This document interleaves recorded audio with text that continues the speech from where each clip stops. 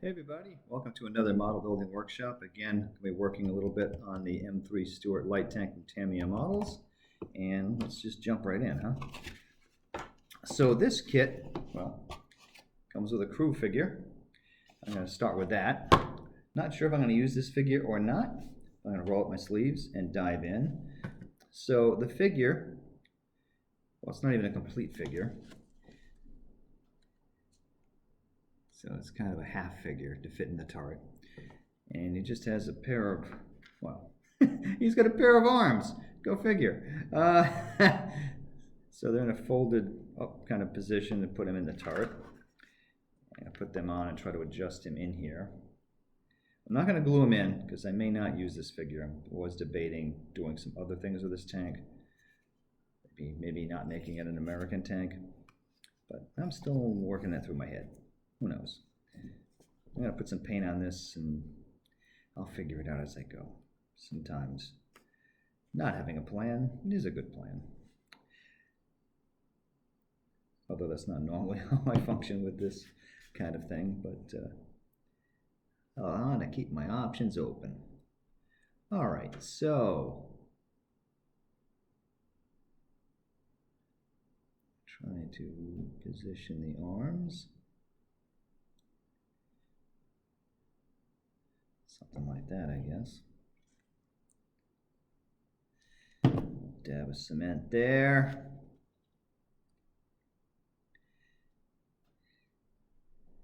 Not sure how much wiggle room you really have for this.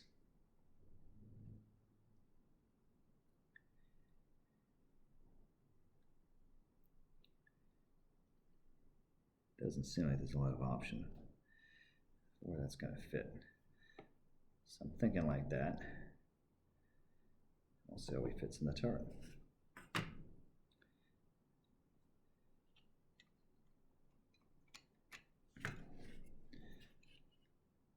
Yeah.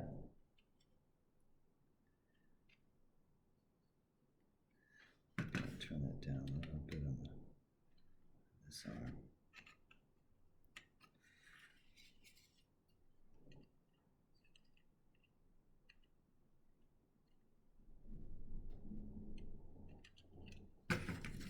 I think there's a little bit of room to bring the left arm down a bit. Well,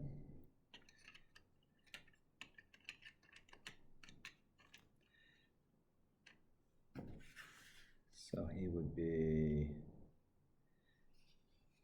pretty much like that. Positioning, facing forward. Ah, here we go. That's probably how it's supposed to go. All right. So that leaves that option open if I want to do the American version. I've done one of these before. There we go, as an American. So for painting the figure, I know the instructions explain a painting guide, but sometimes it's nice to see a full color picture of the uniforms. And I have here Soldiers in Normandy, the Americans. This is a mini guide, and this is from Histoire and Collections, which is a French publisher. And this is a really nice book. There's a nice series here. It talks about different forces that were involved in the Battle of Normandy. And one of these options, decal options in this kit, is for a tank in, well, Northwest Europe, so probably with this campaign. Although the American tank uniform really didn't change much throughout the course of the war anyway. So here's a standard American tank crewman. Shows his holster and equipment. Though he's carrying the M3 grease gun machine gun, which I think showed up a little bit later in the war. Like from 1944 onward, I think. It explains that here. But anyhow, that's pretty much what a tank crewman looks like, with that leather helmet that they've got to protect them inside the tank. So tank helmets like this one were really meant not to protect them from like shrapnel and things of that nature, but it was generally designed to protect their heads from just bouncing around inside the tank, because a tank isn't really the most comfortable ride, although I gathered the Stuart was among one of the better, more comfortable riding tanks of that period. So I don't know how much jostling around they got, but the point is, you're inside a cramped space and you're bobbing and bouncing around. You don't want to crack your head open on all the many metal objects like the gun barrel, the gun breech, and whatnot that's inside the tank. So that's why you had this rather thick helmet on, to try to protect you from slamming into something. Okay, so I'm going to continue working on some of the hull and other pieces that I left off. I'm going to take the turret off. As you can see, it's removable. Just pops right on and off. So I've got the exhaust on there now, some of the side plates and rear plates. So I'm going to try to do some of the more fiddly stuff now, which may be a little challenging for this camera to pick up, but we'll see. I'm going to leave off the antenna for later, and I think I mentioned before, but if I hadn't, just in case I didn't mention it, they suggest making the antenna by taking a piece of the plastic sprue or the tree of the model, you know, cutting a piece like this off, right? And then putting it over a candle flame so the plastic starts to soften and melt, and then you pull and it stretches out the plastic, and it will leave you with a thin line that will harden, and you can cut that and use that as your antenna. And that does work. It's not my favorite method personally, because I'm not a big fan of heating up plastic and having the smell and, you know, all that floating around. It does work, but sometimes I look to find like a piece of wire, or some hobby shops you can get little plastic pieces like that that you can just cut and use for antennas. And they're usually not too expensive. You get a bag of them and you can just stick something in.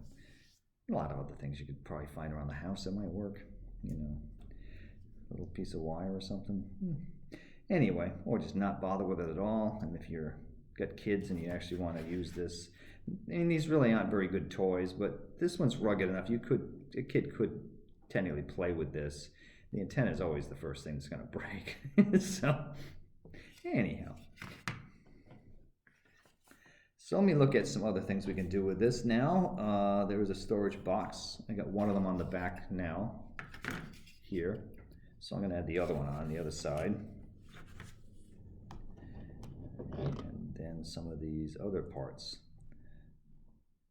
Headlights are going to be one of them. And they're kind of scary at first because they're so tiny, but we'll take a look. So I'm using different types of equipment today. This is a kind of a flat point X-Acto blade for the grown-ups in the audience,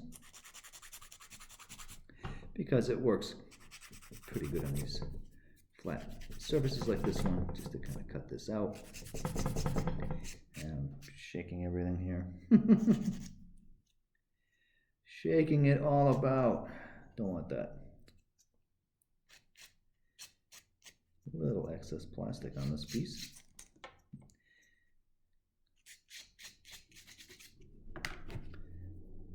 Scrape some of that off.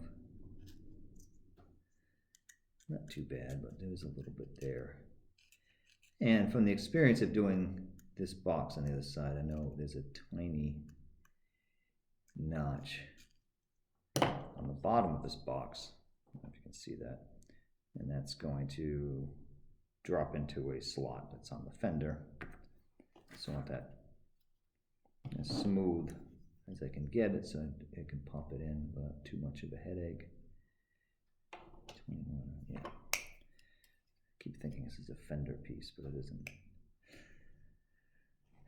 It does seem to be fender pieces on the other tree that I got to put on here too.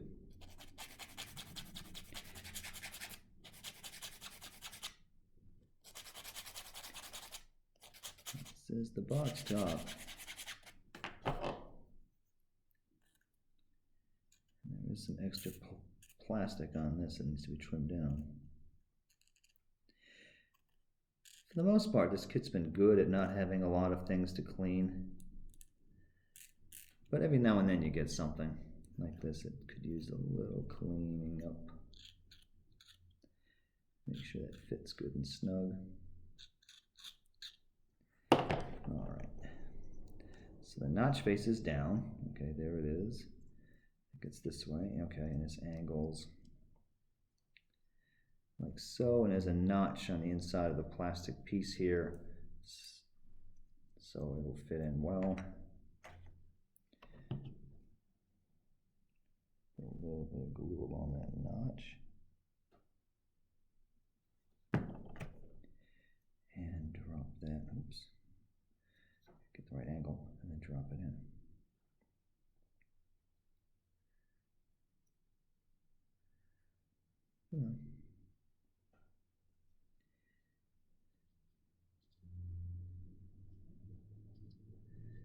Okay, why don't you want to work now?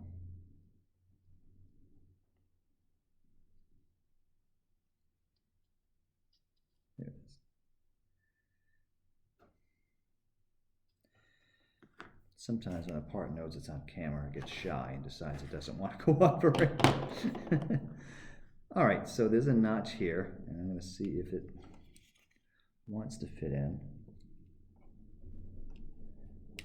Okay, luckily this one fits in pretty nicely, pops right in.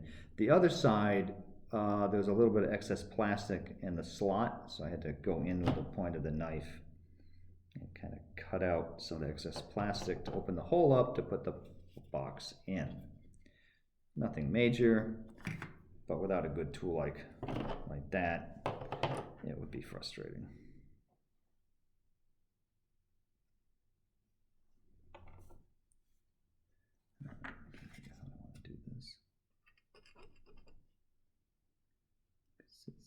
Piece here, and a little on the side there.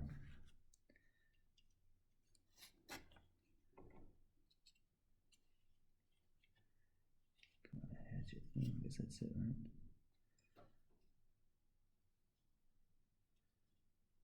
Yeah.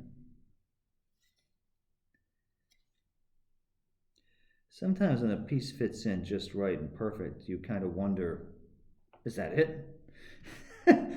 You expect there to be more going on, but nope, that just popped right in without a worry. So there it is. So there's the storage boxes. Now I've seen photos of some of these tanks in combat, like with the Australians, where they had extra boxes stuffed up in front. They really geared it up with all kinds of things, you know. Out in the jungles of New Guinea, they had all kinds of supplies all over this thing.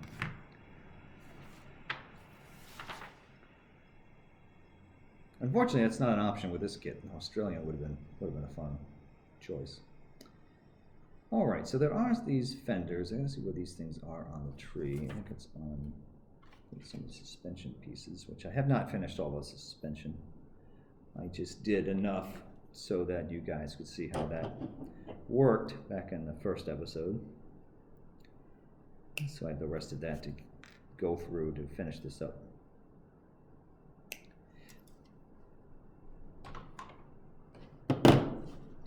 All right, so it's got a couple fender parts. Or I should say fender extensions, because the fender's already on the vehicle itself.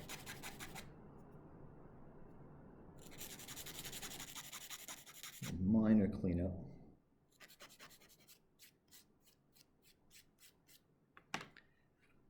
And it just... Okay, so there's a notch. And you can see it, there's a notch under there where the tab of this fender is going to sit.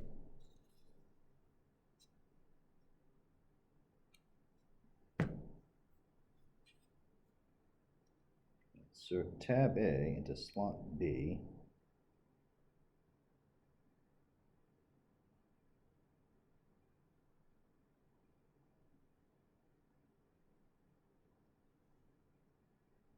Not the biggest fan of that, really. Yeah, okay.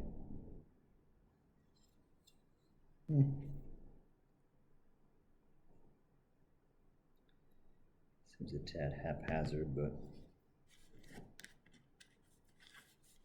seems like it's going to work.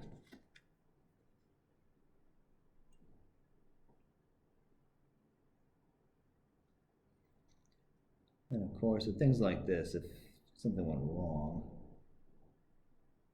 fenders tend to be all the dirt and crud would be on the tank anyway. Although if this was a desert one, it's just going to be lots of dust and maybe bits of cactus or something. All right, I'm going to be careful. I'll put that down so I won't damage that. Maybe I should put that on later.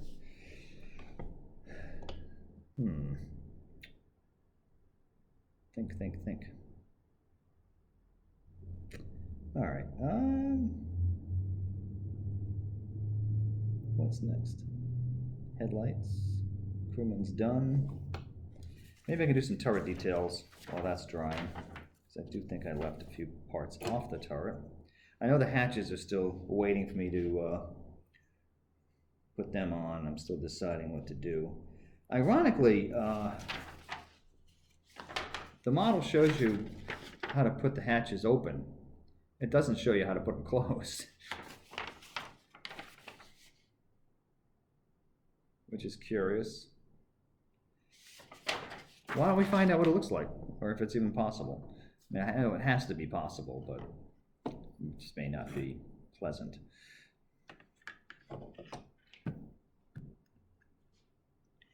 I'll cut these off.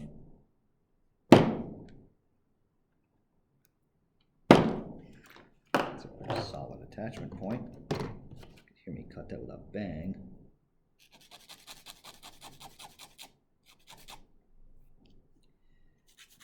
I didn't cut it very closely, so there's a lot of extra plastic there.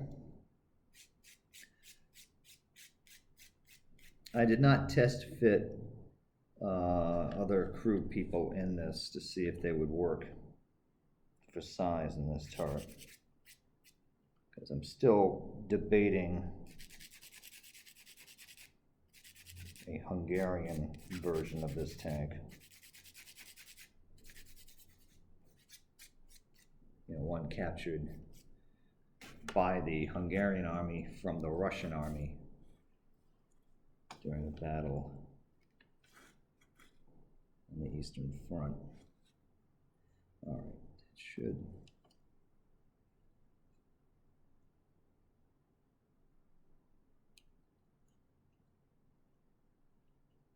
All right, so that one will go. I don't know if I'm going to demonstrate this or not. This is this one.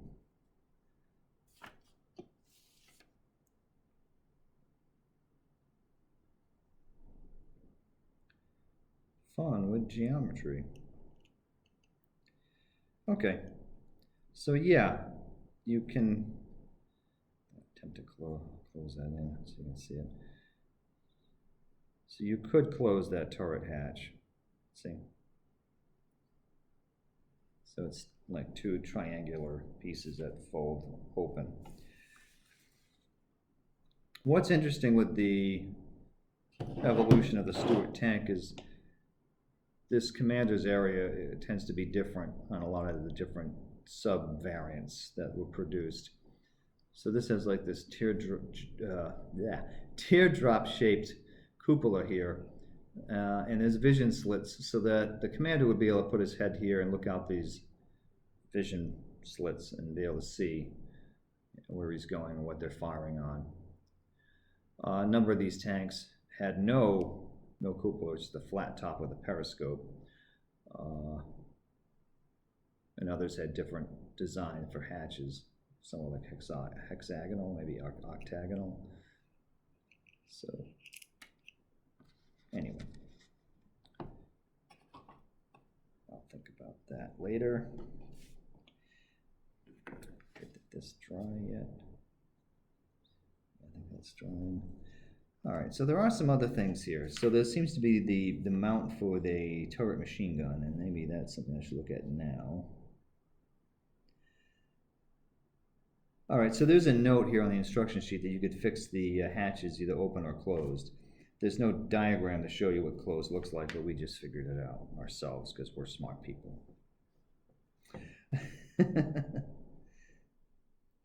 And it says, if you prefer to mount the figure, cement hatch halves in open position. Well, that kind of makes sense, right? Trying to put them in a closed hatch doesn't work very well. Anyway, now let's look at this gun mount.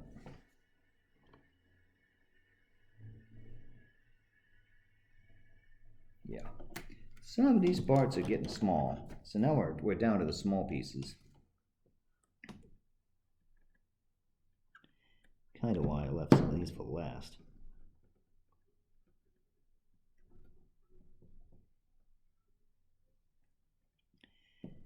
Yeah, these get tricky to try to get out of here.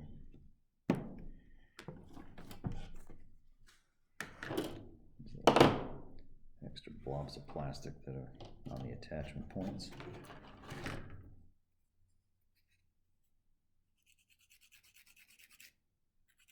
Yeah.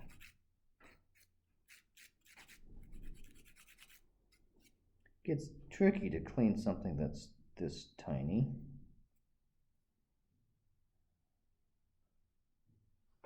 How is that supposed to go?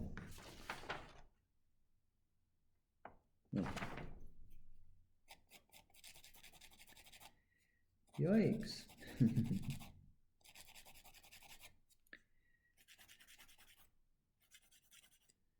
Just want to make sure I get this right, because this is where the top gun's going to be. The one that they would have mostly for anti-aircraft defense, so they could fire at, or attempt to fire at airplanes that were attacking them. Although these top-mounted machine guns tended to get used for a variety of jobs. Okay. Where are you going? That goes back over here. Oh yeah. Make sure I don't have it upside down. No, I don't. Alright, so there's two holes in the back of the turret there that this thing has to attach to. This is almost a case where tweezers can help. As I drop it. I'll debate that in a moment. I might be able to get this without them. We'll see.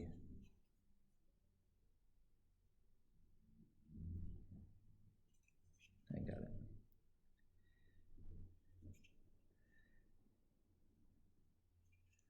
Okay.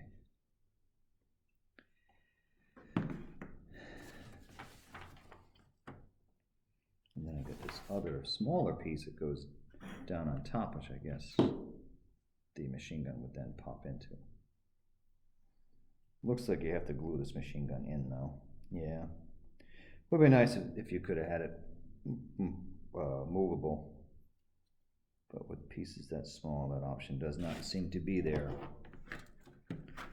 Maybe you could create your own way of doing it, but based on what I have to work with here, I don't really have too many options. And that's okay, because I don't need it to move.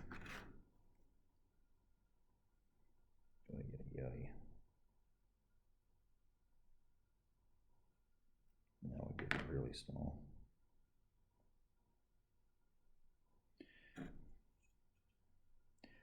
Where does that go exactly?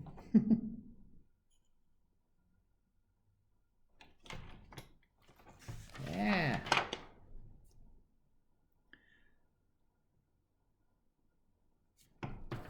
Yeah, this is where it's going to get tricky. So if you're working with children on this one, this part, mom and dad, you may have to do. Or you're going to leave